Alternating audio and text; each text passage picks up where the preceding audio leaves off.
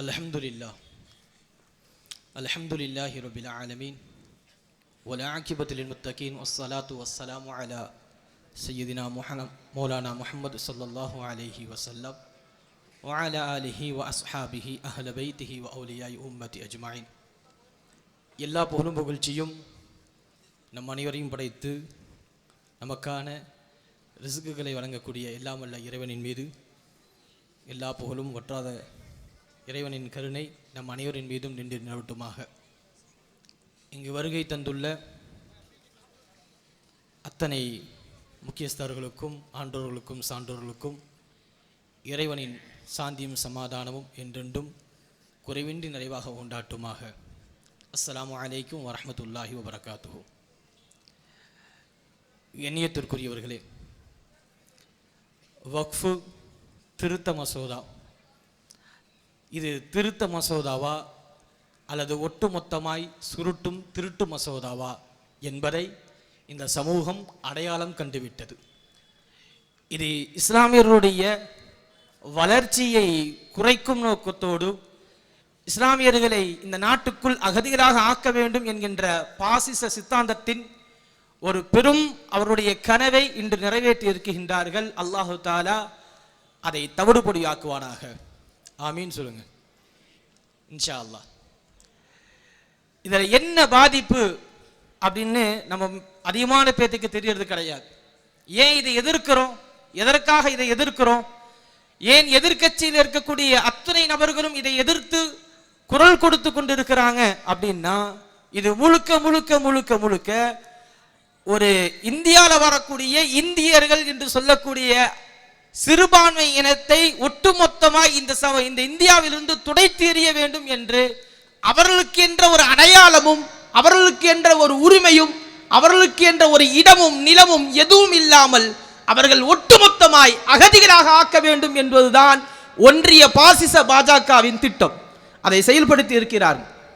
இந்த வக்ஃபுனுடைய நோக்கத்தை தெளிவாக புரிந்து கொள்ள வேண்டும். ஏன்னா நம்ம நிறைய பேர் இந்த வக்ஃபு திருத்த சட்டத்தை அமலாக்குகின்ற பொழுது இந்த வக்ஃபின் மூலியமாக எத்தனை மக்கள் பயன்பெற்றார்கள், எத்தனை முஸ்லீம்கள் பயன்பெற்றார்கள் என்கின்ற சொல்லும் போது நமக்கெல்லாம் அப்படியா, ஆமாம் எத்தனை பேர் பயன்பெற்றாங்க, நல்லது தானே இந்த சட்டம், தீர்ப்பு நல்லது தானே கொடுத்துருக்குறாங்க அப்படின்லாம் நம்ம மனசுக்குள்ளே ஓடிட்டு இருக்கோம், நம்ம சிந்தனையில் இதாகிட்டு இருக்கோம். அது அப்படி அல்ல. என்றுமே ஆசை வார்த்தை கூறுவது உங்களை அறுப்பதற்கு, ஆடு வெட்டுவதற்கு முன்னால் அதற்கு மாலையும் மரியாதையும் கொடுக்கப்படும். அதே போலதான் உங்களுக்கும் நமக்கு முன்னால் ஒரு அழகான வார்த்தைகளை சொல்லி நம்மை வெட்டி இங்கு குர்பானி கொடுப்பதற்கு தயாராகி விட்டார்கள். அதை இன்ஷா அல்லாஹ் நம்முடைய இந்த சபை அதை இன்ஷா அல்லாஹ் முறியடிக்கும். அதை முறியடித்து ஆக வேண்டும். இன்று இங்கு ஆலிம்களின் தலைமையில் எதிர்கட்சியை சார்ந்தவர்களும் தமிழ்நாட்டுடைய ஆளும் கட்சியை சார்ந்தவர்களும் இஸ்லாமிய அனைத்து இயக்கங்களும் தோழமை இயக்கங்களும் இங்கு கூடி இருப்பது, இங்கு சேர்ந்து இருப்பது இதோடு இது முடிப்பதற்கு அல்ல. இது சிறு நெருப்பு பொறியை தூக்கி எறிந்திருக்கிறோம். இன்ஷா அல்லாஹ் அந்த சட்டத்தை ஒட்டுமொத்தமாய் கருக்குவதற்கு இது ஒரு காரணமாக இருக்கும். அதற்கு தான் இந்த முதல் பொறியை இங்கு ஏற்றி இருக்கிறோம். பாரதியார் சொல்வார் அல்லவா, என்னதுங்க, சின்ன பொறி தான், ஆனால் ஒட்டுமொத்த காட்டையும் அழித்துவிடும், ஒட்டுமொத்த காத்தையும் அழித்துவிடும். அதற்கான சிறு பொலி இன்ஷா அல்லாஹ் திருப்பூரிலிருந்து ஆரம்பிக்குது. இது திருப்பூரில் மட்டுமல்ல, தமிழகத்தினுடைய எல்லா மாவட்டத்தினுடைய தலைநகரங்களில் மாநில ஜமாஅத் உலமா சபையினுடைய தலைமையில் எல்லா மாவட்டத்தினுடைய தலைநகரங்களிலும் இந்த கூட்டம் நடந்து கொண்டே இருக்கிறது. இது இன்ஷா அல்லாஹ் அடுத்தடுத்து நம்முடைய தோழமை அமைப்புகள் இஸ்லாமிய இயக்கங்கள் அடுத்தடுத்து இதை முன்னெடுக்க இருக்கின்றார்கள். அதிலும் நாம் பங்கு எடுக்க வேண்டும். இதில் கலந்துக்கிட்டோமே அதனால் அதில் கலந்துக்காம இருந்துக்கலாமா அப்படின்றலாம் இல்லை. யாரு இதற்கு எதிராக குரல் கொடுத்தாலும் அதற்கு நாம் பின்னெண்டு அவர்களுக்கு முதுகெலும்பாக நாம் அவர்களுக்கு உறுதுணையாக இருக்க வேண்டும். ஏன்னா இது சர்வசாதாரணமாக கடந்து போறது அல்ல. முதல் விஷயத்தை புரிஞ்சுக்கோங்க, வக்ஃபுனுடைய இதுல பிற மதத்தவர்களும் வக்ஃபுக்குள்ள வரலாம் என்கின்ற ஒரு சட்டம். இதனால என்ன தப்பு? இது ஜனநாயக நாடு தானே. ஜனநாயக நாட்டுல பிற மதத்தவர்கள் உள் வந்தால் என்ன தப்பு அப்படின்னு சொல்லி நடுநிலையாக சிந்திப்பவர்கள் எல்லாம் யோசிக்கலாம். சிம்பிளாக சொல்லணும் அப்படின்னா, ஒரு தஞ்சாவூர்லயோ எங்கேயோ ஒரு கோயிலினுடைய, இது பிரிவதற்காக சொல்லல, புரிவதற்காக சொல்கின்றேன். ஒரு கோயிலில் ஒரு தர்ம கத்தாவாக ஒருத்தரை நியமிக்குகின்றாங்க. அவர் பேர் இஸ்லாமிய பெயர். தர்ம கத்தாவாக இஸ்லாமியர் ஒருவரை நியமிக்குகின்றார்கள்.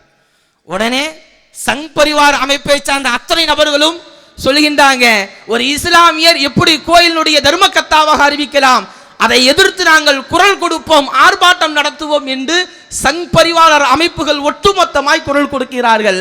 அதற்கு பின்னால் அந்த தர்ம கத்தாவாக அறிவிக்கப்பட்டவர் சொல்கிறார், என் பெயர் தான் இஸ்லாமியருடைய பெயரே தவிர நான் இஸ்லாமியன் அல்ல. என் தாய் நான் பிறப்பதற்கு என்னை பெற்றெடுப்பதற்கு சிரமப்பட்டார்கள். அதற்கு பெரிய உதவியாக இருந்த ஒரு மருத்துவருக்கு நன்றி செலுத்தும் விதமாக என்னுடைய தாய் எனக்கு அந்த இஸ்லாமிய மருத்துவருடைய பெயரை வைத்திருக்கிறார்கள், நன்றி கடனுக்காக வைத்திருக்கிறாரே தவிர நான் இஸ்லாமியன் அல்ல, என் பெயர் மட்டும் இஸ்லாமியன். உங்க என்னதுங்க, ஒரு கோயிலுக்குள் இஸ்லாமியுடைய பெயர் கூட உள் நுழையக்கூடாது என்பதில் நீங்கள் கவனமாக இருக்கின்ற பொழுது இந்த பாசிச அரசாங்கம் இது இஸ்லாத்தில் மட்டும் ஏன் வந்தால் என்ன தப்பு என்று கேட்பது எப்படி நியாயமா இருக்கும்? ஒரு தர்ம கத்தாவாக இஸ்லாத்தினுடைய பெயரைக்குள்ள உள்ள நுழைக்கிறதுக்கு நீங்க தயாரா இல்ல. அவர் இஸ்லாமியர் அல்ல, ஆனால் அவர் பெயரை கூட உள்ள நுழைப்பதற்கு தயாராக இல்லை. அப்படி இருக்கும் பொழுது 12-8 பிற மதத்தவர்கள் வக்ஃபு சொத்தை ஆட்சி செய்வார்கள் என்றால் பள்ளிவாசல்களை நிர்ணயிப்பதற்குண்டான தகுதி அல்லாஹ் நமக்கு சொல்லி தந்த ஷரியத் இங்கு இல்லாமல் போகிறது. பள்ளி யார் நிர்வகிக்கணும்? பள்ளியை நிர்வகிக்க உண்டான சட்டங்கள் என்ன? அது யாரை நிர்வகிக்க வேணும் அப்படின்லாம் இருக்குல்ல. நிர்வாகம் பண்ணுவதற்கு உண்டான தகுதி என்ன? முதல் விஷயம், பள்ளியை நிர்வகிக்க தகுதியானவர் இஸ்லாமியராக இருக்க வேண்டும். அது இங்கு அடிபட்டு போகிறது. பள்ளிக்குள் சில மாதங்களுக்கு முன்னால் ஒரு சில வக்ஃபு வாரியத்தில் இருக்கக்கூடிய சொன்னாங்க, ஜும்மா பயானை எது பேச வேண்டும் என்று நாங்கள் சொல்வதை மட்டும்தான் பேச வேண்டும் என்கின்ற சட்டத்தை ஏற்றிருக்கிறது ஒரு சில வக்ஃபு வாரியம் ஒரு சில மாநிலங்களில். அந்த நிலையை ஒட்டுமொத்தமாய் கொண்டு வந்து நிறுத்த பார்க்கிறார்கள். இங்கு இஸ்லாமியருடைய சுதந்திரத்தை, பேச்சு சுதந்திரத்தை, எல்லா சுதந்திரத்தையும் பறிப்பதற்கு உண்பதை கூட தடை செய்திருக்கிறாங்க. எல்லா விதத்திலையும் நமக்கு தொல்லை தரக்கூடிய விஷயங்களை செய்து கொண்டே இருக்கிறாங்க. அதனால் கண்ணியத்திற்குரியவர்களே, பள்ளியை நிர்வகிப்பவர்கள் இஸ்லாமியர்களாகத்தான் இருக்க வேண்டும். அதுதான் ஷரியத். ஷரியத்தை தான் இங்கு பேச வேண்டும்.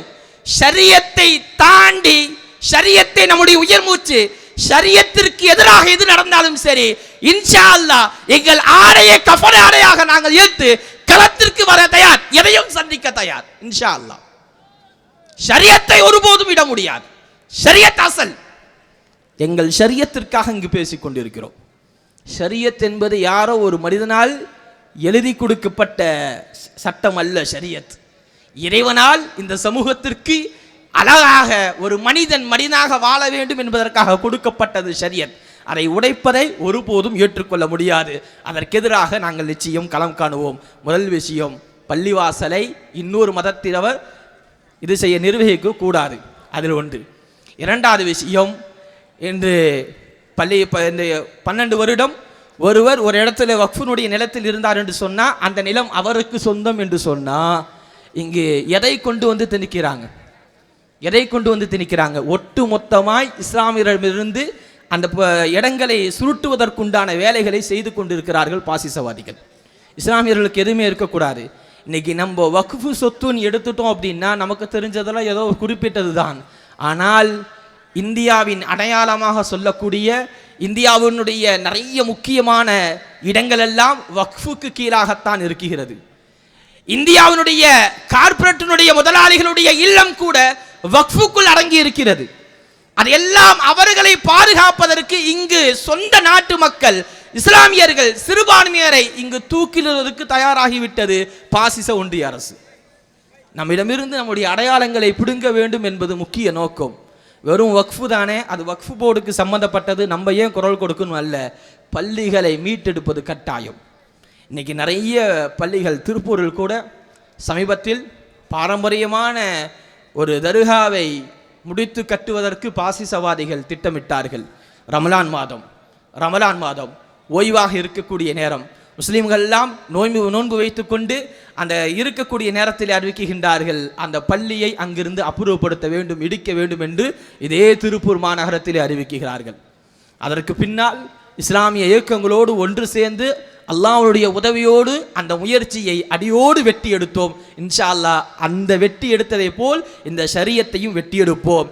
எப்படி ஜல்லிக்கட்டு விவசாய மசோதாவை நாடாளுமன்றத்தில் அமல்படுத்தி அதை அமல்படுத்த முடியாமல் குப்பையில் தூக்கி எறிந்தார்களோ அதே போல் இந்த பாசிசவாதிகள் இந்த வக்ஃபையும் இன்ஷா அல்லாஹ் நம்முடைய கண்டன உறக்க குரலோடு நம்முடைய ஆர்ப்பாட்டத்தோடு தொடர்ந்து நம்முடைய எதிர்ப்பை தெரிவிப்பதன் மூலமாக சுருட்டி அவர்களே குப்பையில் போடுவார்கள். இது குப்பைக்கு சமம் என்று இன்ஷா அல்லாஹ் அதற்கு அல்லாஹ் அருள் புரிவானாக. கண்ணியத்திற்குரியவர்களே, நம் அனைவரையும் இதே போல் ஒன்றிணைக்க வேண்டும். இன்னைக்கு எல்லாருமே ஒரே மேடையில் ஒன்றிணைஞ்சு உட்கார்ந்துருக்கிறோம். இங்கே கொள்கை பார்க்கல, இங்கே எதுவுமே வேற்றுமையை பார்க்கல. காரணம், ஷரியத் எங்கள் உயிர் மூச்சு. கொள்கைகளால் நாங்கள் பிரிந்து நின்றோம். இந்த நேரத்தில் கொள்கைகளால் நாங்கள் பிரிந்து நின்றோம். ஆனால் ஷரியத் என்று வருகின்ற பொழுது, இறைவன் எங்களுக்கு கொடுத்த கட்டளையை நிராகரிக்கக்கூடிய விஷயம் வருகின்ற பொழுது எல்லோரும் ஓர் அணியில் நிற்கின்றோம். எங்கள் பலம், நாங்கள் ஓர் அணியில் நிற்கின்றோம். இது எங்கள் பலம். சிங்கத்தின் குகைக்குள் வந்து எவனும் சத்தமிட முடியாது. சத்தமிட்டால் அவன் சமாதியாக்கப்படுவான். அதுதான் எங்கள் ஒற்றுமை என்பதும் அல்லாஹு தாலா இதே போல் கடைசி வரைக்கும் ஒற்றுமையுடன் ஜனநாயகத்துடன் எல்லோரும் இணக்கமான முறையில் வாழக்கூடிய நன்னசீபி அல்லாஹு தாலா தந்தல் புரிவானாக. இங்கு வருகை தந்துள்ள அத்தனை நபர்களுக்கும் நன்றிகளை தெரிவித்துக் கொண்டு இன்ஷா அல்லாஹ் இந்த போராட்டம் இது வெறும் தொடக்கம். இன்ஷா அல்லாஹ் இனிமேல் இருக்கிறது. இதை திரும்ப பெறும் வரைக்கும் நாங்கள் ஓய மாட்டோம், உறங்க மாட்டோம், களத்தில் நிற்போம் இன்ஷா அல்லாஹ். அஸ்ஸலாமு அலைக்கும் வரஹ்மத்துல்லாஹ்.